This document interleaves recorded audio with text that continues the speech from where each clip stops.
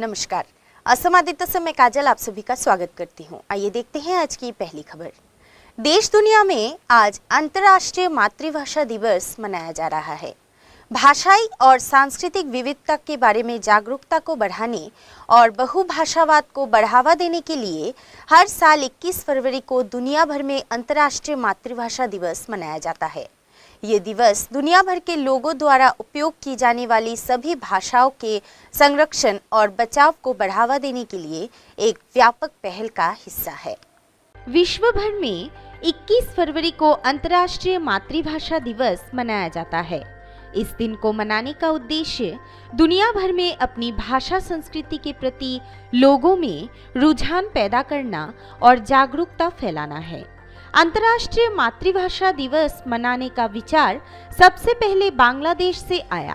संयुक्त राष्ट्र शैक्षिक, वैज्ञानिक और सांस्कृतिक संगठन यूनेस्को के सामान्य सम्मेलन ने 17 नवंबर 1999 में मातृभाषा दिवस मनाने की घोषणा की, जिसमें फैसला लिया गया कि 21 फरवरी को अंतर्राष्ट्रीय मातृभाषा दिवस के रूप में मनाया जाएगा। दुनिया में अगले 40 साल में 4000 से भी अधिक भाषाओं के खत्म होने का खतरा मंडरा रहा है।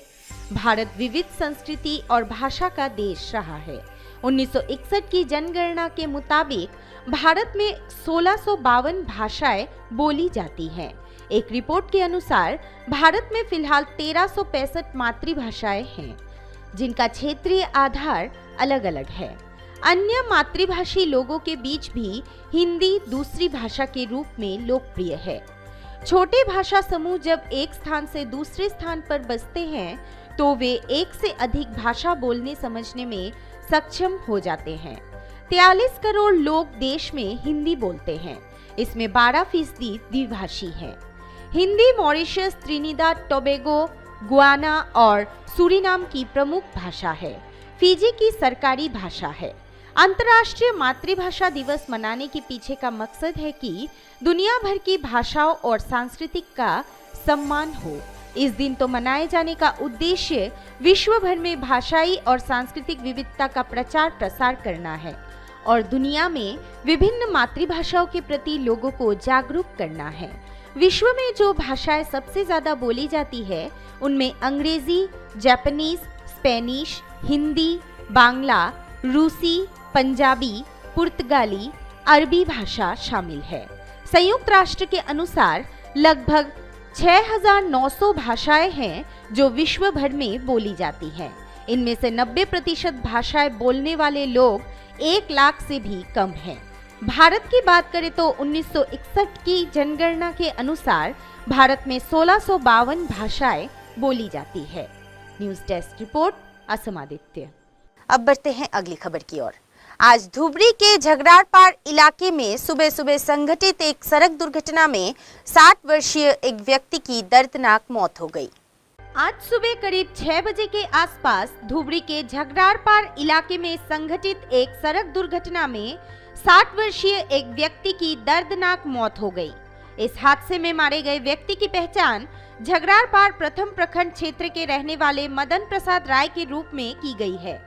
गौरतलब है कि आज सुबह AS17D 0696 नंबर वाले एक पल्सर बाइक चालक ने उक्त इलाके में मॉर्निंग वॉक के लिए निकले मदन प्रसाद राय को जोरदार टक्कर मारी। रातिपुआ आमी 6টা বজাত গম পালো, মানুহে ফোন কৰি জনালে যে তাতে এক্সিডেণ্ট হৈছে বুলি। গৈছোঁ আমি, যাইকিনি চাইছোঁ যে মানুহ অলপ চিৰিয়াছ অৱস্থাত আছিলে। লগে লগে খোজকাঢ়ি ৰাতিপুৱা ওলাইছিলে ঝগৰাপাৰত থকা মানুহটো উঠাই কিনি বাওঁফালে গৈ আছিলে, তাতে পিছফালে পৰা বেগ আহিলে, বেগটো মাৰি দিলে, মানুহটো পৰি গ'ল। পৰি যোৱাৰ পিছত আমি খবৰ পালোঁ, গ'লোঁ, লৈ কিনি লগে লগে গাড়ীত উঠাই আমি হস্পিটেলত হেৰি কৰিলোঁ। হস্পিটেলত যোৱাৰ লগে লগে ডক্টৰে তাক হেৰি কৰি দিলে। কি নাম মানুহজনৰ নাম হ'ল মদন প্ৰসাদ ৰায়। এজ 63। ক'ত গ'ল? Jhagrapar part 1। News desk report, Assam Aditya. Andhra Pradesh के उद्योग एवं सूचना प्रौद्योगिकी मंत्री मेकापति गौतम रेड्डी का सोमवार तड़के हैदराबाद में दिल का दौरा पड़ने से निधन हो गया। वो 50 वर्ष के थे।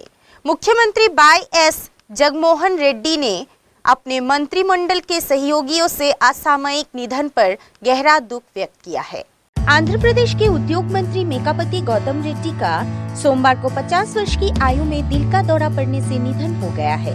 उन्हें हैदराबाद स्थित अपोलो अस्पताल ले जाया गया था, जहां उन्हें मृत घोषित कर दिया गया। बताया गया है कि मेकापति गौतम रेड्डी फिटनेस के प्रति काफी जागरूक थे। उनके परिवार में उनकी पत्नी, एक बेटी और एक बेटा है। रेड्डी आंध्र प्रदेश के नेल्लोर जिले के आत्मकूरू विधानसभा सीट से विधायक थे। वो जगन मोहन रेड्डी की पार्टी YSR पार्टी के नेता थे और जगन सरकार की कैबिनेट में उद्योग मंत्रालय के साथ साथ कॉमर्स, IT और स्किल डेवलपमेंट विभाग भी संभालते थे। अभी पिछले हफ्ते ही रेड्डी अबू धाबी गए थे, जहां दुबई ऑटो एक्सपो में आंध्र सरकार की ओर से राज्य में निवेश को प्रोत्साहन के लिए Abu Dhabi road show event का आयोजन किया गया था। यहाँ उन्होंने कई व्यवसायियों और निवेशकों के साथ मुलाकात भी की थी। बता दें कि गौतम रेड्डी पूर्व सांसद मेकापति राजा मोहन रेड्डी के बेटे थे। वो सबसे पहले विधायक 2014 में आत्मकूरू से ही चुने गए थे। 2019 में वो फिर यहीं से निर्वाचित हुए और YSR कांग्रेस की पहली सरकार में मंत्री बने। मुख्यमंत्री जगन मोहन रेड्डी के साथ अन्य कैबिनेट मंत्रियों ने भी गौतम रेड्डी के आकस्मिक निधन को लेकर शोक जताया है। News desk report, Assam Aditya. Beijing में बर्ड्स नेस्ट स्टेडियम में एक भव्य समापन समारोह के साथ ओलंपिक शीतकालीन खेल 2022 का समापन हो गया है।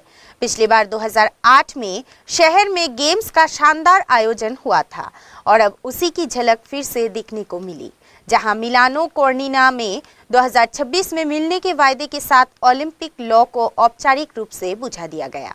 बीजिंग शीतकालीन ओलंपिक खेल रविवार को बर्ड्स नेस्ट स्टेडियम में रंगारंग समापन समारोह के बाद आधिकारिक लॉ बुझाने के साथ समाप्त हो गया। अंतर्राष्ट्रीय ओलंपिक समिति के अध्यक्ष थॉमस बाक ने आधिकारिक रूप से बर्ड्स नेस्ट स्टेडियम में बीजिंग ओलंपिक खेलों का समापन किया। कोरोना वायरस महामारी के बीच आयोजित ये दूसरे ओलंपिक थे। कोविड-19 वायरस के कारण खिलाड़ी, मीडिया और कार्यकर्ता बायोबबल की पाबंदियों में रहे। हालांकि 463 कोविड-19 पॉजिटिव मामले भी सामने आए। चीन पर मानवाधिकारों के उल्लंघन के आरोप लगाते हुए अंतर्राष्ट्रीय स्तर पर कईयों ने ओलंपिक आयोजक तौर पर इन खेलों के राजनयिक बहिष्कार की घोषणा की थी। उद्घाटन और समापन समारोह के लिए भारत ने अपना कोई दूत नहीं भेजा। भारत सरकार ने घोषणा की थी बीजिंग में भारतीय दूतावास का कोई भी राजनयिक 2026 में मिलने के वादे के साथ ओलंपिक लॉ औपचारिक रूप से बुझा दी गई। News desk report, Assam Aditya. आज के लिए बस इतना ही। देखते रहिए असम आदित्य। नमस्कार।